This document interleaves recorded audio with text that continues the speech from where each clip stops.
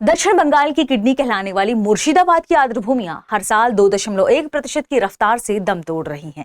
यह सिर्फ पर्यावरण नहीं, रोजगार और जीवन का भी संकट है। आज के सेशन में हम जानेंगे कि इन आर्द्रभूमियों से संबंधित हालिया अध्ययन क्या कहता है, ये आर्द्रभूमियां तेजी से दम क्यों तोड़ रही हैं और इन्हें साउथ बंगाल की किडनी क्यों कहा जाता है। खबर किससे संबंधित है? मुर्शिदाबाद की आर्द्रभूमियों से। अब मुर्शिदाबाद की आर्द्रभूमियों से, ठीक है। मुर्शिदाबाद पश्चिम बंगाल का एक जिला है, ध्यान रखिएगा। यहाँ की आर्द्रभूमियों के संदर्भ में एक अध्ययन पेश किया गया है और इस अध्ययन में कहा गया कि पश्चिम बंगाल के मुर्शिदाबाद जिले में मौजूद जो आर्द्रभूमियां हैं वो हर साल औसतन 2.1% की दर से घट रही हैं। हर साल औसतन 2.1% की दर से घट रही हैं। आर्द्रभूमियां आप जानते हैं हमारे लिए कितने इंपॉर्टेंट है। हमारे पर्यावरणीय पारिस्थितिक तंत्र के लिए आर्द्रभूमियां बहुत महत्व रखती हैं। ये जल चक्र के माध्यम से जल के शोधन का काम करती हैं, इसलिए इन्हें किडनी कहा जाता है, वनों की किडनी कहा जाता है। आर्द्रभूमियां हर साल औसतन 2.1% की दर से जो ये घट रही हैं बंगाल में, मुर्शिदाबाद में, ये यहाँ संकट का कारण है। दर हमने देखा भारत में औसत रूप से 1.5 गुना ज्यादा और दुनिया के औसत से लगभग 3 गुना अधिक है। ये जो दर जो घट रही है ये दुनिया के लगभग 3 गुना से आप कह सकते हैं अधिक मानी जा रही है। अब अध्ययन में क्या क्या चीजें आई हैं? शोध 1990 से 2025 तक जो भी सैटेलाइट की इमेजेस रही हैं, चित्र रहे हैं, उनके माध्यम से देखे गए। 2019 से 2025 के बीच जो फील्ड सर्वे हुआ है मुर्शिदाबाद में, उस पर ही ये शोध आधारित है। तो सैटेलाइट इमेज, फील्ड सर्वे दोनों पर आधारित है और दोनों में पाया गया कि आर्द्रभूमियों में लगातार गिरावट हो रही है। थोड़ा सा समझते हैं मुर्शिदाबाद कहाँ है। ये मैप में आप देख रहे होंगे पश्चिम बंगाल है। पश्चिम बंगाल में ये वाला हिस्सा उत्तरी बंगाल कहलाता है और ये हिस्सा दक्षिणी बंगाल। इसलिए मुर्शिदाबाद में जो आर्द्रभूमियां हैं इन्हें दक्षिणी बंगाल की किडनी कहा जाता है, ठीक है। ये है मुर्शिदाबाद जिला है, आप देख रहे होंगे। ये जो मुर्शिदाबाद वाला हिस्सा है, यहाँ ये आर्द्रभूमियां पाई जाती हैं। बंगाल, जब भी बात करते हैं पश्चिम बंगाल की, देखिए बांग्लादेश के साथ इतनी बड़ी बॉर्डर साझा कर रहा है, ठीक है। ये फिर ये वाला हिस्सा, हालांकि बंगाल से देखिए बंगाल है ये वाला, ये यहाँ पर खत्म हो जाता है। ये असम वाला हिस्सा है, ये मेघालय वाला। पश्चिम बंगाल असम के साथ, भूटान के साथ, सिक्किम के साथ, नेपाल के साथ, बिहार और झारखंड के साथ, यहाँ ओडिशा के साथ भी अपनी सीमा साझा करता है, ठीक है। नोट कर लीजिएगा, इतने सारे राज्यों के साथ और अंतरराष्ट्रीय सीमाएं भी पश्चिम बंगाल साझा करता है। यहाँ पर है मुर्शिदाबाद और यहाँ पर ये आर्द्रभूमियां पाई जाती हैं। अध्ययन में जो भी चीजें पाई गई, सर्वे में क्या पाया गया है, देखिए 1990 में कुल क्षेत्रफल यहाँ का 5524.7 हेक्टेयर था और 2025 में ये घटकर 1700.2 हेक्टेयर हो गया और बताया जा रहा है कि ये पिछले 35 सालों में लगभग 2/3 आर्द्रभूमियों की घटने का संकेत दे रहा है। अब आप कहेंगे मैम आपने ये सब कुछ बता दिया, तो आपके लिए, क्योंकि आप लोग कहते हैं मैम स्क्रीनशॉट लेना होता है, तो ये आपके लिए लिखा हुआ भी है। यह शोध कब से कब? 1990 से 2025 तक सैटेलाइट चित्रों या इमेजेस पर आधारित है और 2019 से 2025 के बीच जो फील्ड सर्वे हुआ है उस पर आधारित है। आर्द्रभूमि क्षेत्र में क्या गिरावट देखने को मिली? 1990 में कुल क्षेत्रफल 5524.7 हेक्टेयर था, जो 2025 में घटकर 1700.2 हेक्टेयर हो गया। अपने आप में बहुत बड़ी गिरावट है, यानी 35 सालों में लगभग 2/3 आर्द्रभूमियां खत्म हो गई हैं। अध्ययन के मुताबिक आधी से ज्यादा आर्द्रभूमियां बुरी तरह खराब हो चुकी हैं और इसकी वजह क्या है? खरपतवार के अलावा जलकुंभी, गाद और प्रदूषण। जो गाद जम जाती है, प्रदूषण जम जाता है, जलकुंभी हमने देखा होगा, आपने तालाब वगैरह में भी देखा होगा जलकुंभी को। इसकी वजह से आर्द्रभूमियां खराब हो रही हैं और ये मुख्य कारण है कि बुरी तरह आर्द्रभूमियां खराब हुई हैं। किन किन आर्द्रभूमियों का अध्ययन हुआ है, कौन कौन इसमें शामिल है? तो इसमें उस क्षेत्र की कुल 14 प्रमुख वेटलैंड्स को शामिल किया गया है, जैसे अहिरोन झील, चालतिया बील, विष्णुपुर बील, बलागाछी जलाशय, बिल बेलुल, ठीक है, बिल पतड़ और 4 सूजापुर, इनसे कुछ चीजें शामिल है और भी आर्द्रभूमियां इसमें शामिल है, क्योंकि 14 है। प्रमुख वेटलैंड के नाम हमने अभी देखे।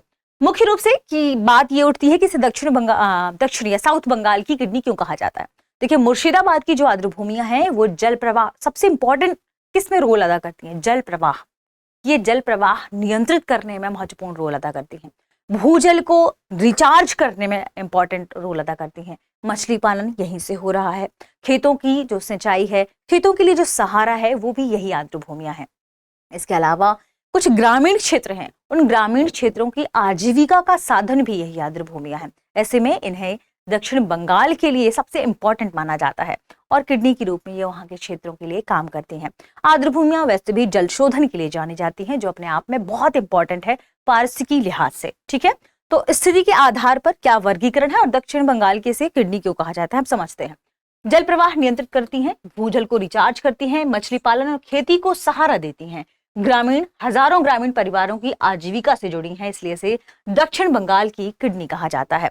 किन किन क्षेत्रों के जब अध्ययन की बात की गई तो इसे कितनी श्रेणियों में डिवाइड किया गया है। देखिए, इस अध्ययन में कहा गया कि आर्द्र भूमियां बहुत खराब और खराब स्थिति में है, और दूसरे नंबर पर यानी दो कैटेगरी है, वर्गीकरण है। एक तो जो आर्द्र भूमियां बहुत खराब और खराब स्थिति में है, दूसरी वे आर्द्र भूमियां जो सामान्य से नीचे हैं। तो जो बहुत खराब स्थिति में है उसमें ध्यान रखें चालतिया बील, विशुपुर बील और बिलबेलुन ये शामिल हैं। इसके अलावा एक और नोट कर लीजिएगा, बिलपतन, ये चार आर्द्र भूमियां बहुत बुरी स्थिति में है, और जो सामान्य से आप कह सकते हैं थोड़ा नीचे है उसमें अहिरोन, ठीक है, चटियानी, बलागाछी, ये है जो सामान्य से नीचे स्थिति में है। सिर्फ कुछ ही आर्द्र भूमियां हैं जो अपेक्षाकृत ठीक हालत में बताई गई हैं।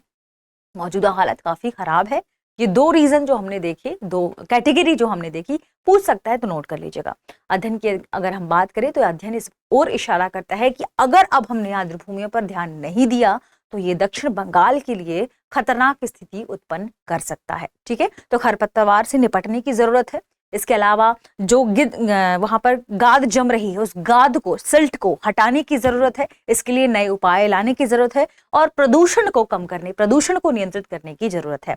अगर हम बात करें कि ये उस क्षेत्र के पोषण को कैसे खराब कर रही है, उस क्षेत्र के किस आर्थिक लिहाज से कैसे नुकसान पहुंचा रही हैं, तो ये भी आजीविका के लिए क्यों इंपॉर्टेंट है, तो ये एक और इम्पॉर्टेंट अहम मुद्दा है। जैसे आर्द्र भूमियों की अगर हम बात करें, आजीविका का रीजन क्यों है, क्योंकि ये देसी मछलियां यहाँ पर पनपती हैं, तो देसी मछलियां तेजी से इस क्षेत्र से गायब हो रही हैं। शालुक, सिंगाड़ा, कलमी साग, घीमा साग जैसे पौधे लगातार कम हो रहे हैं। इसके अलावा घरेलू जो पोषण है वो इससे प्रभावित हो रहा है, क्योंकि मछलियों का प्रोडक्शन नहीं हो रहा तो लोगों के लिए जो भोजन आपूर्ति है वो प्रभावित हो रही है। अतिरिक्त आय के साधन भी लगातार खत्म हो रहे हैं। आर्थिक नुकसान भी इससे साफ दिखाई देता है। क्या आर्थिक नुकसान, कि इनकी आजीविका इस पर निर्भर है। वेटलैंड से मिलने वाली जो सेवाएं हैं जैसे मछली पालन, खेती, पानी की आपूर्ति, चारा है, जूट सड़ाना, पर्यटन, ये सब यहाँ के आर्थिक लिहाज से सबसे इंपॉर्टेंट सेगमेंट में से एक है। तो ये सब आर्द्र भूमियों के खत्म होने से खराब हो रहे हैं। इन सब पर नकारात्मक परिणाम देखने को मिला है।